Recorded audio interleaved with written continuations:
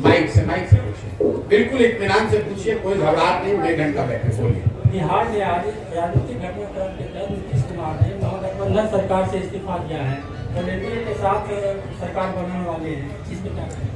मेरे भाई, अगर आप पिछले 1 साल के मेरे वक्तव्यों को देखेंगे तो शायद एकमात्र व्यक्ति मैं रहा हूं जो कैमरे पर कहता रहा है कि नीतीश कुमार बस कभी भी पलट सकते हैं। आप मेरे कितने भी वक्तव्य उठाकर देख लीजिए, हर जगह हमने कहा है ये नीतीश कुमार की राजनीति का हिस्सा बन गया। लेकिन आज जो घटना हुई है ये नीतीश कुमार को इस संदर्भ में नहीं।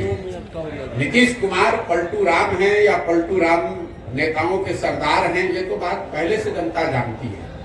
आज की घटना ने, अभी जो हुआ है, इसने ये दिखाया कि पूरे बिहार में जितने राजनीतिक दल और नेता हैं सब पलटू मार। आज ये भी तय हुआ कि नरेंद्र मोदी, अमित शाह और भाजपा वाले भी उतने ही बड़े पलटू मार है जो अभी 2 महीना 4 महीना पहले कह रहे थे कि नीतीश कुमार के लिए बिहार में भाजपा का दरवाजा बंद है। ये पलटू मार पूरी राजनीतिक व्यवस्था है, इसलिए कि कल तक जो नीतीश कुमार को गाली दे रहे थे भाजपा के वर्कर, समर्थक, कार्यकर्ता, आज ही से इनको सुशासन का नया प्रतिमूर्ति बताने लगेंगे। ये पलटू मार व्यवस्था इसलिए है कि आज तक राजद जो उनको सुशासन और भविष्य का नेता बता रही थी, अभी आज शाम होते होते वो फिर नीतीश कुमार को गाली देंगे, उनको शराबबंदी में माफियागिरी दिखने लगेगी, भ्रष्टाचार उनको बिहार में दिखने लगेगा। अभी सुबह तक नहीं दिख रहा था। तो नीतीश कुमार पलटू मार है, ये तो पूरा दुनिया जानता है। अब ये बहस का, ये कोई डिस्कवरी का मुद्दा नहीं है। इस घटना ने ये दिखाया कि नीतीश कुमार ने अपने ही रंग में यहाँ के पूरी राजनीतिक व्यवस्था को रंग दिया है, जिसमें भाजपा और राजद दोनों ही उतने ही बड़े पलटू मार है जितने बड़े नीतीश कुमार है। आगे सर लोकसभा चुनाव है, विधानसभा चुनाव है, तो ये जो घटना हुई है इसका कितना असर पड़ेगा सर? देखिए, लोकसभा के चुनाव के नजरिए से मैंने पहले भी कहा है और कैमरे पर कहा है कि नीतीश बाबू अगर महागठबंधन में लड़ते तो उनको 5 सीट भी नहीं आने वाला था। ये तो लोगों को पता था। और जब हम लोग कह रहे थे तो उनका कोई दल का आदमी चिल्लाता था, अरे प्रशांत किशोर को क्या आता है। ये तो डर इतना है ना, लोगों को पता है। मैं कोई ऐसे बिहार का कोई नेता तो हूं नहीं कि कह दूंगा कौन जीतेगा। अगर मैं कह रहा हूं कि नहीं आएगा 5 तो नहीं आएगा 5। इसी डर से पहले तो भागे, उनको मालूम था भी खाता नहीं खुलने वाला है, तो भागे भाजपा में।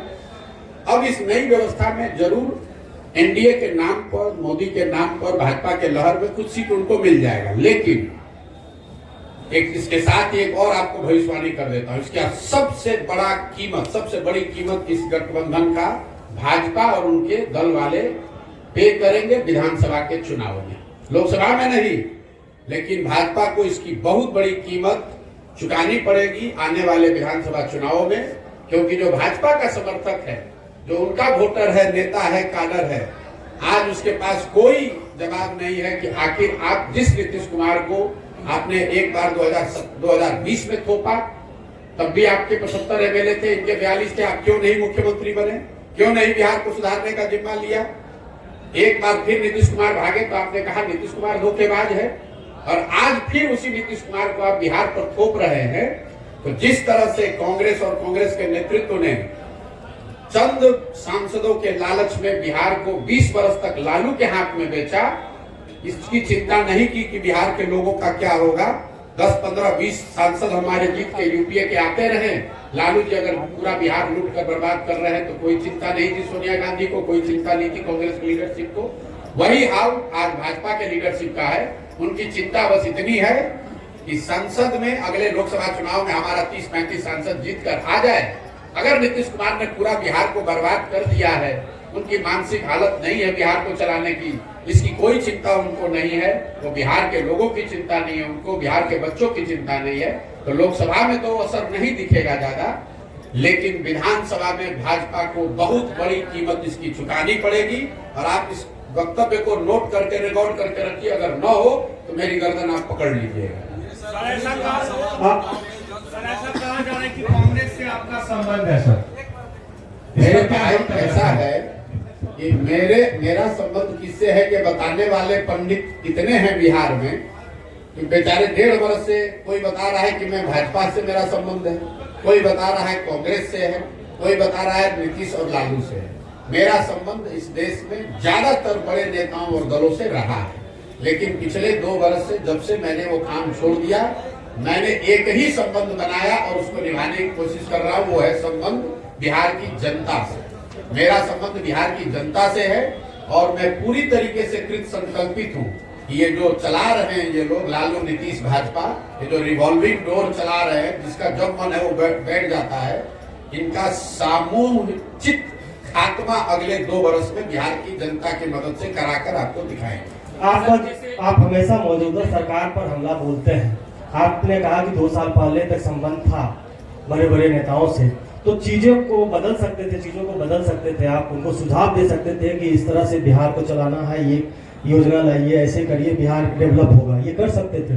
बिल्कुल कर सकते थे, किया भी। 2015 में बिहार की राजनीति से मेरा कोई लेना देना कभी नहीं रहा, लेकिन 2015 में जब यहाँ मैंने नीतीश कुमार की मदद की तो उसके साथ साथ 7 निश्चय का कार्यक्रम भी बनवाया, बिहार विकास मिशन की परिकल्पना भी की, लेकिन हम कोई मंत्री नहीं बने, हम यहाँ कोई ओहदा लेके नहीं रहे, हम तो चले गए। उसके बाद यहाँ पर उसको करने की जिम्मेवारी नीतीश सरकार की थी, और अगर उन्होंने नहीं किया तो हम ही यहाँ वापस आकर वो गलती सुधारने का या इसको बेहतर करने के लिए भी अपना घर परिवार काम धंधा छोड़कर हम ही पसीना बहा रहे हैं। आप नहीं कर रहे हैं, आप उस समय भी सवाल कर रहे थे, आज आप भी सवाल कर रहे हैं। हम ही आज आकर अपने जीवन का सब कुछ दांव पर लगाए हैं कि अगर इनको सलाह देने से नहीं सुधरा तो हम खुद उतरकर जनता को सलाह देकर इस काम को करेंगे। चुनावी मोड में प्रशांत किशोर कब आएंगे? बिल्कुल चिंता मत कीजिए, जब समय आएगा मैं चुनावी मोड में भी आऊंगा और आपको उसका असर भी दिखेगा। आपको नहीं दिखा, एक MLC का चुनाव हमने अभी कराया निर्दलीय अफाक अहमद का, आज से 6-8 महीना पहले। उसमें एक ओर से महागठबंधन के उम्मीदवार थे, 30 वर्ष के जीते हुए MLC, उनकी मृत्यु हुई तो उनका लड़का लड़ रहा था, और वहां के 5 भाजपा के सांसद लगे हुए थे अपने कैंडिडेट को जिताने में। ये सर जीता कौन? जनसुराज समर्थित आदमी। आप इस पर भरोसा रखिए, इतना हमें ज्ञान है कि यहाँ चुनाव कब होगा। जब चुनाव होगा तो आप जनसुराज को, प्रशांत किशोर को चुनाव के मोड में भी देखेंगे और इन लोगों का सबका खटिया खड़ा करते हुए भी आप देखेंगे। ये लोकसभा चुनाव में इंडी अलायंस का क्या भविष्य देखते हैं? नीतीश जो इसके सूत्रधार थे, नीतीश कुमार, वो खुद चले गए। पहले बात तो आप ये समझिए कि नीतीश कुमार कभी इसके सूत्रधार थे नहीं। ये तो अपने से आप लोग कुछ बिहार के पत्रकार और जदयू के कुछ बड़बोले नेता अपने आप को संयोजक, सूत्रधार, पता नहीं प्रधानमंत्री का फेस क्या क्या बता रहे हैं। आप मेरे वक्तव्यों को पिछले 1 साल से सुनिए। मैं बार बार कह रहा हूं कि पहली बात, इंडिया अलायंस जिस तरीके से बना है, जिस तरह के उसमें प्रयास हुए हैं, मैं ऐसा नहीं समझता हूं कि उससे उनको कोई बहुत सफलता मिलेगी। इसलिए नहीं मिलेगी कि ना उनके पास कोई नैरेटिव है, ना कोई पब्लिक से कॉन्टैक्ट है, ना जमीन पर कोई काम हो रहा है, ना कोई उनके लिए नया प्रयास हो रहा है, ना आपस में उनकी सामंजस्यता है, ना कोई चेहरा, ना कार्यक्रम, तो कैसे आपको सफलता मिलेगी? दूसरी बात, अगर जो भी उनकी ताकत है इंडिया अलायंस की, उसमें नीतीश कुमार का क्या था भाई? पटना में एक बैठक होने से आप लोग कह रहे हैं कि नीतीश कुमार ही इसके सूत्रधार है। इंडिया अलायंस में सबसे बड़ा दल कांग्रेस है, दूसरा सबसे बड़ा दल तृणमूल है, तीसरा सबसे बड़ा दल DMK है। नीतीश कुमार को पूछता कौन है?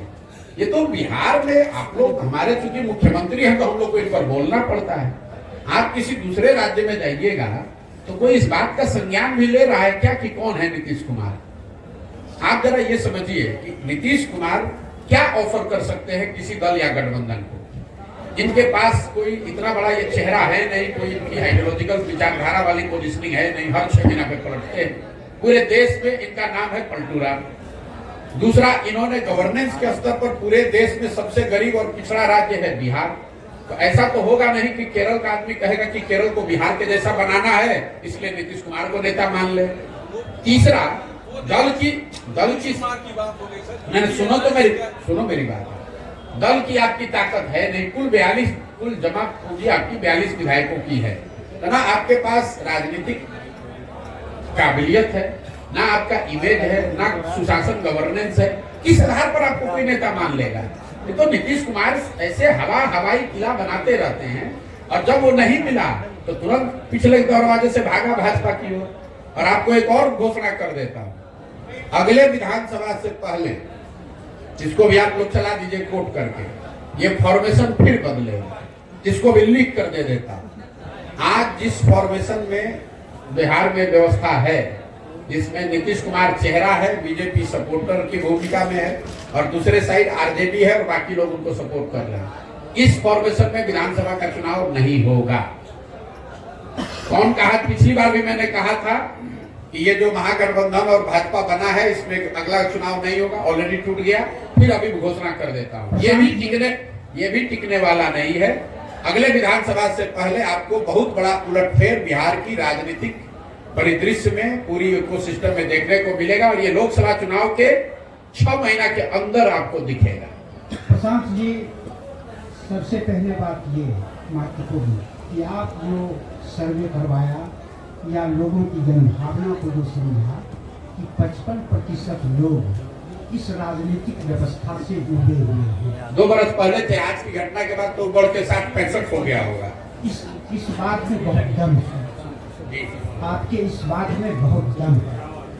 उस 55% लोगों को कोई विकल्प नहीं मिलेगा। अब जो विकल्प देने की एक बात हो रही है, क्या उस विकल्प में फिर वही जातवाद या वही पूंजीपति वर्ग आएंगे जो इस तरह का? देखिए, विकल्प जो बनाने की बात है, अगर वो विकल्प मैं बनाता या कोई 10, 15, 25, 50 व्यक्तियों का समूह बनाता, कोई जाति विशेष के लोग बनाते, कोई धर्म विशेष के लोग बनाते, कोई परिवार के लोग बनाते, तो आपकी बात सही हो सकती थी। इसीलिए तो ये प्रयास किया जा रहा है कि विकल्प बनाने के लिए मैं जितना बड़ा प्रयास कर रहा हूँ, 2-2.5 बरस गांव पैदल चल के एक व्यक्ति से मिलकर विकल्प बनाने का प्रयास करें, ताकि जब ये नया दल बने, विकल्प बने, तो दल प्रशांत किशोर का न हो, किसी जाति विशेष, किसी परिवार का ना हो, पूरे बिहार के लोगों का हो, जो लोग पूरी तरीके से इस बात से कन्विंस है, जो आपने कहा, इस बात में दम है कि बिहार में नया विकल्प चाहिए। और मेरा ऐसा मानना है कि बिहार में 1% लोग, अगर 100 में 1 आदमी, 50 लोग चाहते हैं नया विकल्प बने, 55 लोग, लेकिन अगर 100 में 1 आदमी भी विकल्प बनाने के लिए खड़ा हो गया, तैयार हो गया, तो पूरे बिहार में करीब 13-14 लाख लोग मिलकर इस दल को बनाएंगे, जो अपने आप में विश्व के स्तर पर सबसे बड़ी घटना होगी। आज तक 10-15 लाख लोग मिलकर कोई दल नहीं बनाए हैं। ये प्रयास हम कर रहे हैं कि लाखों लोग, 10 लाख लोग से ज्यादा लोग मिलकर इस दल की स्थापना करें, ताकि वो किसी एक व्यक्ति का दल ना हो, उसको लोकतांत्रिक तरीके से बनाया जाए। जो लोग इसको बनाए वो तय करें कि इस दल का नाम क्या होना चाहिए, वो लोग तय करें कि इस दल का संविधान क्या होना चाहिए, वो सारे वर्गों का दल हो, सारे लोगों, सारे जातियों का दल हो, सारे बिहार के उन लोगों का दल हो जो चाहते हैं कि बहुत हुआ, अब नहीं सह सकते हैं, अब हमें नया विकल्प चाहिए।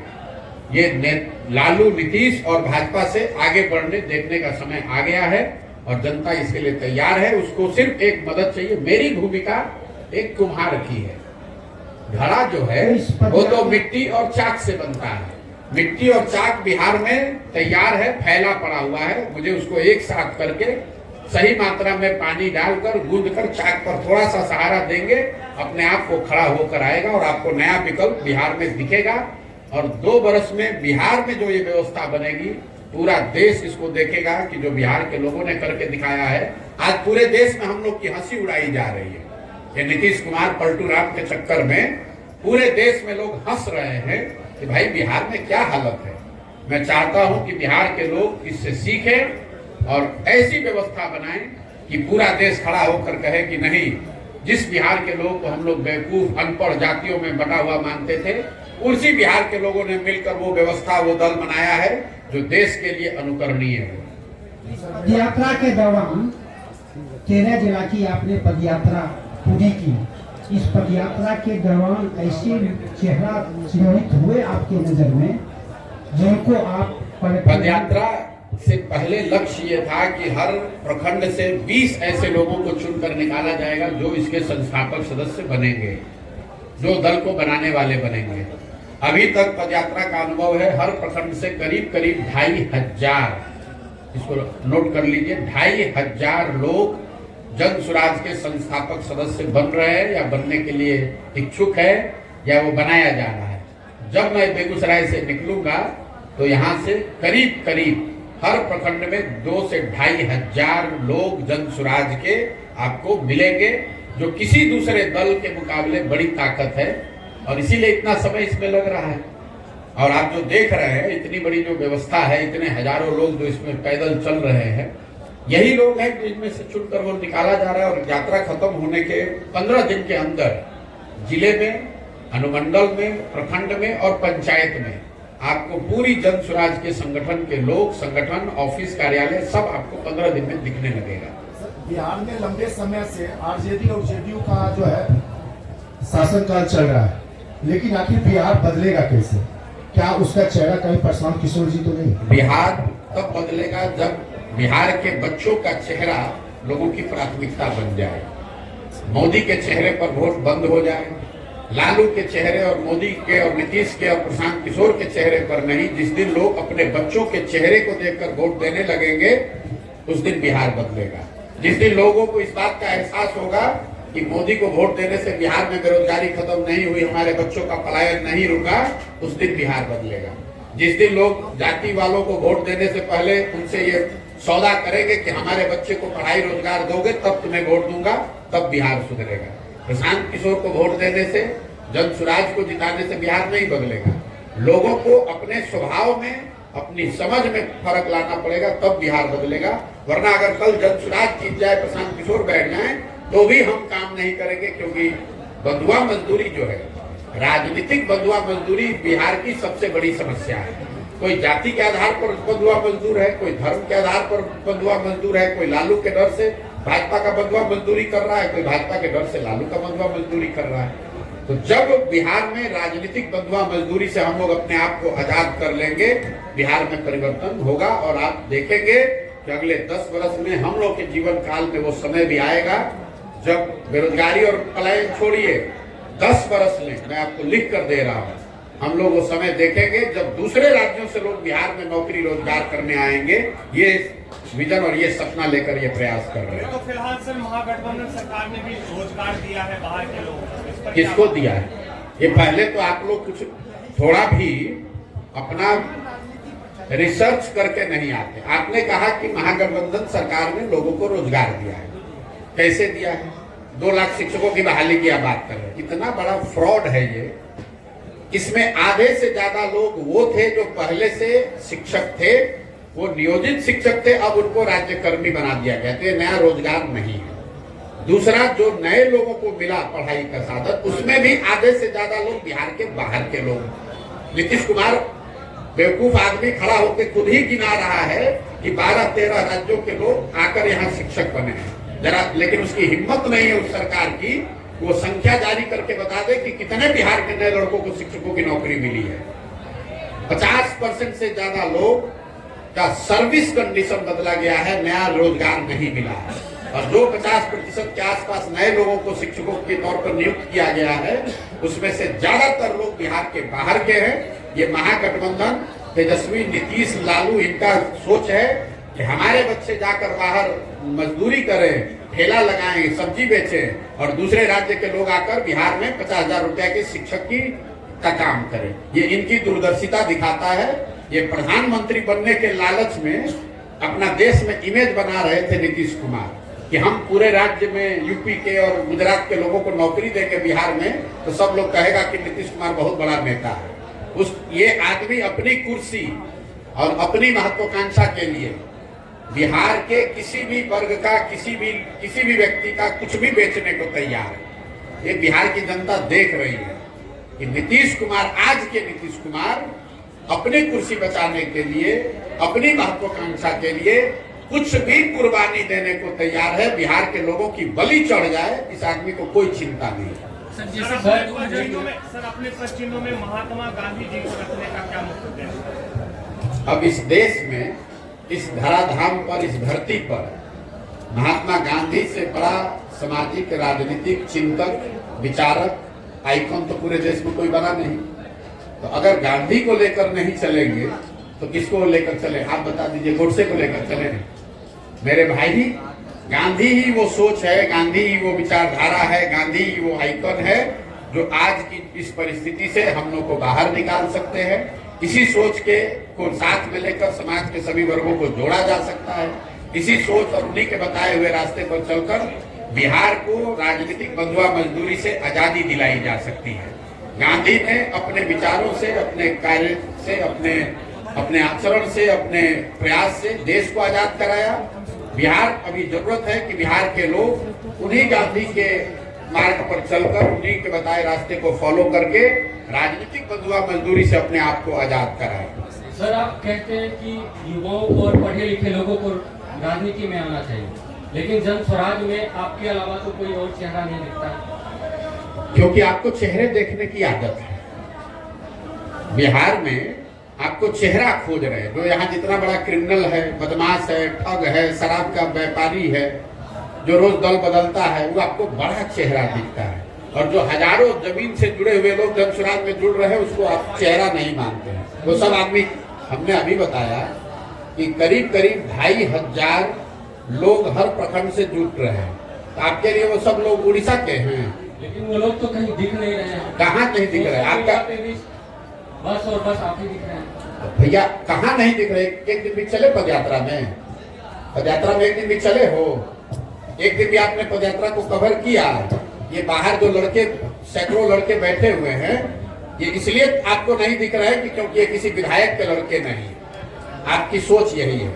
आप सोचते हैं कि किसी विधायक का एक लड़का आ जाएगा तो उसका इंटरव्यू लोगे और बताओगे कि ये बहुत बड़े नेता है।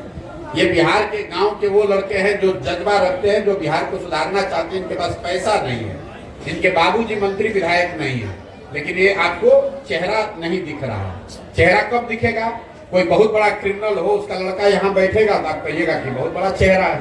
कोई विधायक का लड़का आके यहाँ बैठेगा तो उसका बहुत बड़ा चेहरा बताइएगा।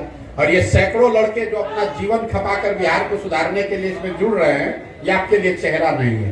सर आपने बात की सर शिक्षा में सुधार की, नेता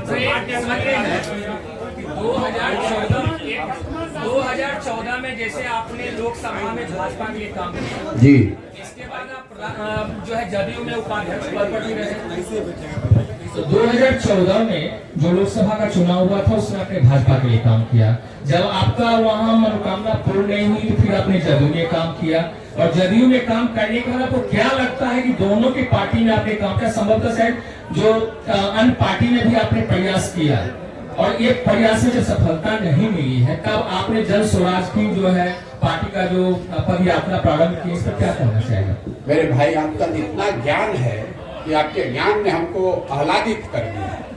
आपको दो ही याद है, हम 2014 में नहीं, 2012 में भाजपा का गुजरात में मदद किए, 2014 में उनके लिए काम किया, 2015 में नीतीश कुमार को यहाँ मदद किया। उसके बाद पंजाब में,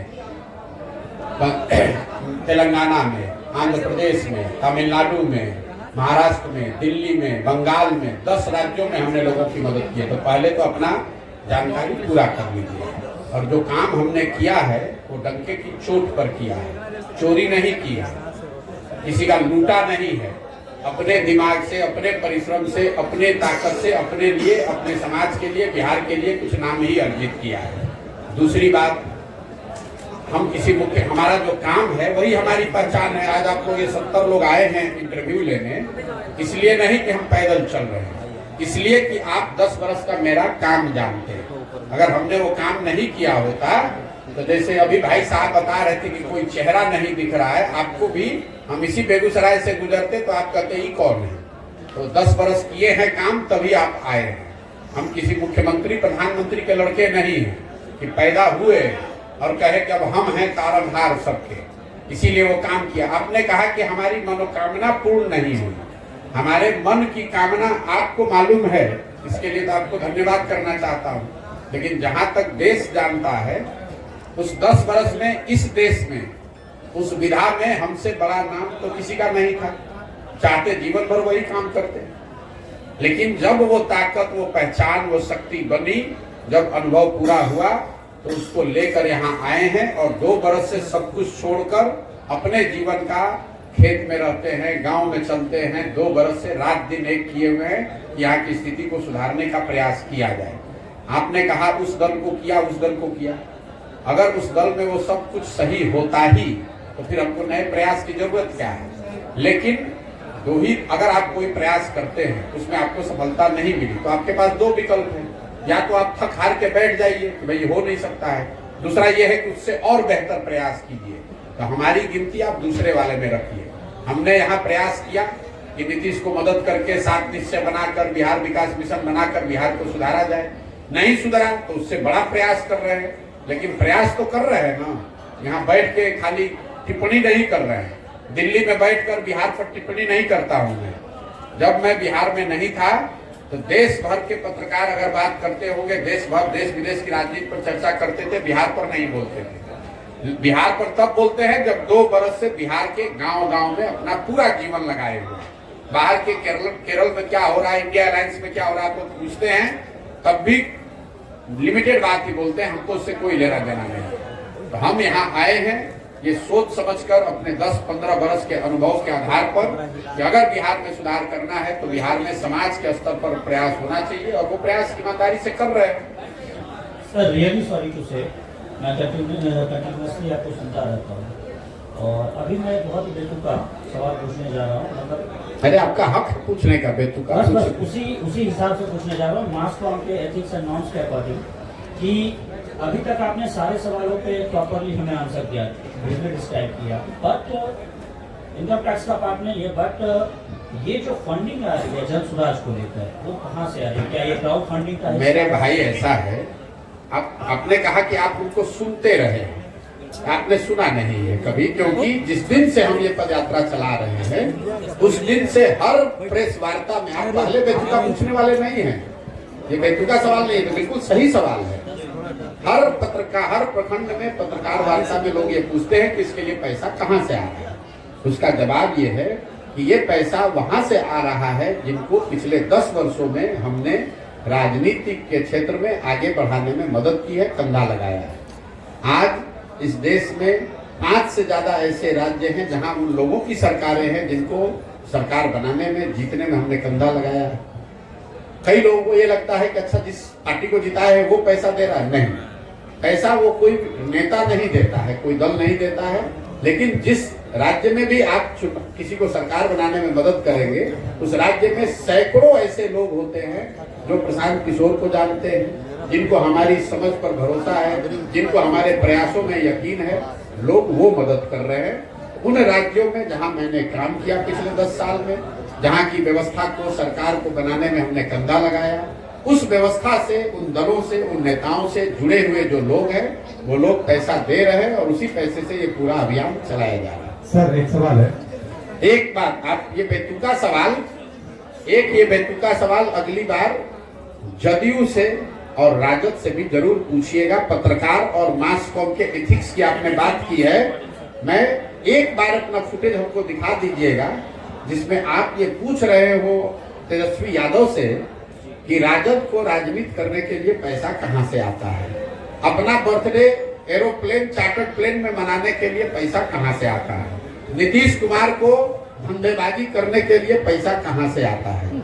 ये सवाल अगर आपने नीतीश कुमार से पूछा होता तो मुझे और खुशी होती, लेकिन आप हमसे सवाल पूछिए, आपका हक है, हमको जवाब देना भी चाहिए, लेकिन ये जवाब सबसे मांगा जाना चाहिए, सिर्फ जनसुरा से। दूसरा न दे तो भी मैं दूंगा, सुनिए, दूसरा कोई न जवाब दे फिर भी मैं जवाब दे रहा हूं, लेकिन पत्रकार होने के नाते आप गिरिराज सिंह से भी पूछिएगा, यहाँ पर डॉक्टर तनवीर से भी पूछिएगा, और नीतीश कुमार, लालू यादव से भी पूछिए, तेजस्वी यादव से, कि आप लोग जो राजनीति करते हैं, प्रशांत किशोर तो कह रहे हैं कि दूसरे राज्य में जिसका मदद किए थे वो पैसा दे रहा है, और बिहार में तो कम से कम कोई खड़ा होकर माई कलाल नहीं कह सकता है कि हमने 1 रुपया भी किसी से लिया है जीवन में।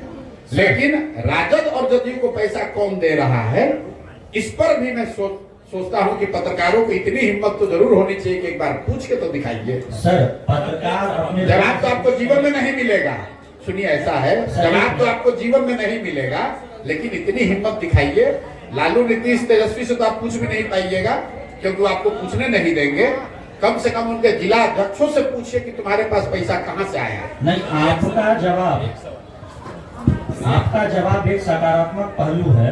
यह सवाल जानबूझकर पूछा गया था, ये एक सकारात्मक पहलू है जन सुराज के पद यात्रा से संबंधित। बिल्कुल, मैंने ये भी कहा है, बिल्कुल आपका स्वागत है।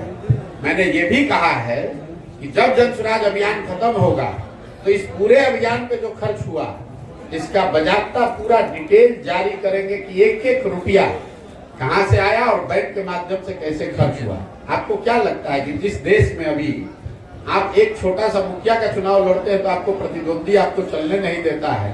हम आज 16 महीना से इतना बड़ा अभियान चला रहे हैं, हम एक गलती करेंगे ये लोग हमको छोड़ देगा, हमको जिंदा गाड़ देगा। अभी तक उसको कोई उपाय ही नहीं है, उसको कोई उपाय नहीं, क्योंकि उसको मालूम है कि हम पर हाथ नहीं रख सकता। हम आज तक किसी पब्लिक ऑफिस में नहीं रहे हैं, किसी से धंधेबाजी नहीं करते हैं, पैसा नहीं लेते हैं, अपनी विद्वता से अपने अनुभव से लोगों की मदद की है और उनसे कह रहे हैं कि मदद करो। देश के सबसे गरीब और पिछड़े राज्य में लोगों की व्यवस्था, उनकी जिंदगी सुधारने के लिए प्रयास कर रहे हैं, मदद कीजिए और लोग मदद कर रहे हैं। सर एक सवाल है मेरा, आप सर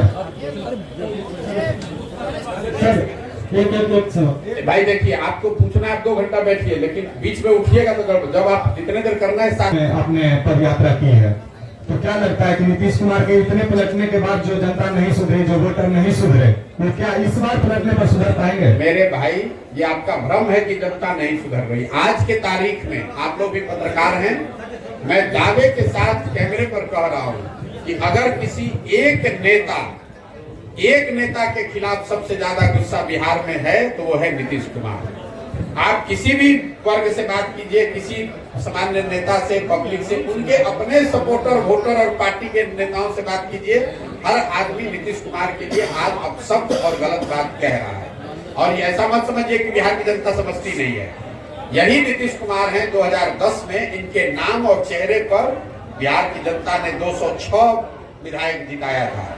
आज यही नीतीश कुमार हैं जिनकी दशा यह है कि 40-42 को विधायक जीता हुआ है और एमपी के चुनाव में हारने के डर से ये आदमी फिर भागकर भाजपा के शरण में गया है कि अगर मोदी जी भाजपा का साथ नहीं रहा तो खाता नहीं खुलेगा। अगली बार लिख लीजिए, अभी पिछले बार घोषणा किए थे कि अगर महागठबंधन में लड़ेंगे तो 5 एमपी नहीं जीतेंगे। अभी लिख लीजिए, अब चाहे किसी गठबंधन में लड़े, भाजपा के साथ भी लड़े, नीतीश कुमार को 20 से कम विधायक अगली बार जदयू को आएगा। अगर नहीं आया तो मैं राजनीति से संन्यास ले लूंगा। इस आदमी को, जदयू को 20 विधायक नहीं आएगा, चाहे वो भाजपा के साथ लड़े, महागठबंधन के साथ लड़े, किसी के साथ लड़े। बिहार की जनता इतनी बेवकूफ नहीं है, जनता इतनी व्याकुल है आज कि वोट किसी को दिया। ये आदमी पलट के, आप समझिए जनता आज कितना असहाय फील कर रही है, वोट किसी के नाम पर लिया। ये आदमी अपने आप को इतना चतुर समझता है, ये चतुर नहीं है, धूर्त है। नीतीश कुमार निहायत धूर्त आदमी है जो पूरे बिहार के 13 करोड़ जनता को धूर्तता से मूर्ख बनाकर उसको ठग रहा है और इसका पूरा सूद समेत हिसाब जनता अगले चुनाव में करेगी। लोकसभा और खाली छोड़ दीजिए। तो सर आपका नाम आ रहा है सरकार गिराने में। हम बोले थे कि जाकर उधर पलट जाओ। ये नीतीश कुमार इतना धूर्त है, जब महागठबंधन भागे तो कहा कि प्रशांत किशोर भाजपा के एजेंट हैं। आज जितने हमारे मुसलमान भाई हैं, भाजपा विरोधी जो लोग हैं बिहार में, उनको इसका चेहरा पहचानना चाहिए कि आदमी कितना बड़ा धोखेबाज है। सर 25 की भविष्यवाणी लगेगा कर बीजेपी को भविष्यवाणी तो आप करते हैं? भविष्यवाणी नहीं करते हैं, ये तो आप जानते हैं कि प्रशांत किशोर भविष्यवाणी नहीं करता है। सुनिए मेरी बात, मैंने जीवन में सिर्फ एक बार, बिहार आने से पहले सिर्फ एक बार भविष्यवाणी की थी, बंगाल के चुनाव को लेकर। जब पूरे देश के लोगों ने कहा कि भाजपा को 200 सीट आएगा, तो हमने कहा कि इनको 100 नहीं आएगा और 100 से ज्यादा आएगा तो संन्यास ले लेंगे। भाजपा को आया 77। मैंने बिहार में आकर दूसरी घोषणा की कि नीतीश कुमार महागठबंधन में नहीं टिकने वाला, अगर टिक के लड़ेगा तो 5 एमपी नहीं आएगा। महागठबंधन से पहले छोड़कर भाग गए, 2 तो ठीक हो गया। अब तीसरी घोषणा अभी कर देते हैं। जिस फॉर्मेशन में भी नीतीश कुमार लड़े, अगले विधानसभा चुनाव में नीतीश कुमार की दल जदयू को, चाहे भाजपा के साथ लड़े, महागठबंधन में लड़े, अकेले लड़ जाए, 20 सीट नहीं आएगा। अगर आएगा तो ये आप लोग सब रिकॉर्ड कर रहे हैं, नोट करके रखिए। मैं जीवन में अपने काम से संन्यास ले लूंगा। बिहार की जनता के विद्वता पर मुझे इतना यकीन है। सर बिहार में, ये भाई हम जितना घोषणा कर रहे हैं उतने सुनो। सर बिहार में जो जातीय जनगणना हुई है, इसलिए उसको 20 से कम सीट आएगा नीतीश कुमार को, क्योंकि जनता ये सुनिश्चित करना चाहती है कि नीतीश कुमार को इतना कम सीट दो कि कोई गणित लगा के ये आदमी फिर से मुख्यमंत्री न बन जाए। सर बिहार में जो जातीय जनगणना हुई है, बिहार वासियों को कितना इससे क्षति भोगना पड़ेगा, और क्या आप इसे सही मान रहे हैं या गलत, और लोकसभा विधानसभा को कितना प्रभाव पड़ेगा? नीतीश कुमार, लोग कोई कहता है कि भाजपा जात धर्म का कमंडल का राजनीति करता है, ये मंडल की राजनीति करते हैं। नीतीश कुमार ऐसा चालू आदमी है कि कमंडल और मंडल दोनों की राजनीति करना चाहते हैं। इनको कोई फायदा नहीं होगा। मैंने पहले भी कहा है, जातिगत सर्वे से नीतीश और लालू ने ये दिखाया कि उन्होंने अपना प्रमाण, अपना कीचड़ अपने मुंह पर लगाकर दिखाया कि 30 वर्ष से जिन जातियों के नाम पर वो राजनीति करते रहे हैं, उनके भलाई के लिए, उनके बेहतरी के लिए इन दोनों लोगों ने कुछ नहीं किया है। अगर उनकी हकमारी हुई है, जो कि आंकड़ों में दिख रहा है, इन्हीं के आंकड़ों में दिख रहा है, वो हकमारी किसने की है? पिछले 32 साल से तो लालू और नीतीश ही सत्ता में हैं। इन्होंने उनको कोई जगह नहीं दी, उनको कोई विभाग नहीं दिया, उनको संसाधन नहीं दिए, उनके बच्चों के पढ़ाई की व्यवस्था नहीं की, उनको रोजगार नहीं दिया, उनके नाम पर राजनीति की, उनके राजनीति पर कुर्सी पर बैठे। तो जनता उसको देख चुकी है। और अगर अभी तक जो लोग बता रहे थे कि जातिगत सर्वे इतना बड़ा मास्टर स्ट्रोक है कि नीतीश कुमार ही उससे, तो इनको भागने की जरूरत क्या पड़ी? हम तो ये बात पहले से घोषणा कर रहे हैं कि जातिगत सर्वे का इनको नुकसान होगा, क्योंकि सब ने देख लिया कि तुम जाति की बात करते हो, जाति की गणना करते हो, उसके लिए करते कुछ नहीं हो, मलाई मारते हो तुम और लालू जी। इसलिए भैया अगर इनको दम था तो अभी फिर सरकार बनाए हैं। किसी मुसलमान को बना दे होम मिनिस्टर, किसी अति पिछड़े को बना दे होम मिनिस्टर। अरे बकवास कर रहे हो यार। मैं ये कह रहा हूँ, कभी सरकार भाजपा, अभी तो लालू जी के साथ बनाए तो उसमें तो हक नहीं दिया। अब अगर भाजपा के साथ बनाए हैं तो अति पिछड़ों को, दलितों को नीतीश कुमार अपने पार्टी के किसी अति पिछड़ा को होम मिनिस्टर बना दे। मैं चुनौती दे रहा हूँ, किसी अपने पार्टी के दलित महादलित साथी को फिनांस मिनिस्टर बना दें, शिक्षा मंत्री बना दें। हम देखते हैं, अगर चुनौती दे रहे हैं, अगर बना दे तो मान जाएंगे। बहुत बहुत धन्यवाद।